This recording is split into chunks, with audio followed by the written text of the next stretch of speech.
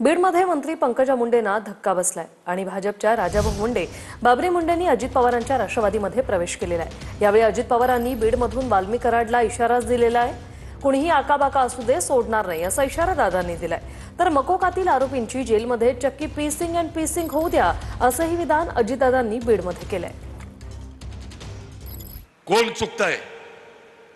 कोणी मोठ्या बापाचा चुकला तरी त्याला शासन केल्याशिवाय आम्ही गप्प बसणार नाही। अजिबात कुणाचे लाड केले जाणार नाही। कुणी आका असू नाही तर फाका असू, आम्हाला काही घेणं देणं नाही। हे चालणार नाही। कायदा, नियम, घटना, संविधान सगळ्याला सारखं। तो अजित पवार असेल किंवा तो शेवटचा धारूरचा माणूस असेल। मी डिपार्टमेंटला सांगितलं, पोलिसांना, एसपीला सांगितलंय, एखादा एकदा चुकला, दोनदा चुकला, तीनदा चुकला त्याच्यावर केसेस करा, FIR करा, परंतु चौथ्यांदा चुकला तर त्याला मकोका लावा, आतमध्ये जाऊ द्या। चक्की pissing and pissing and pissing, मर तिकडे घाल तू।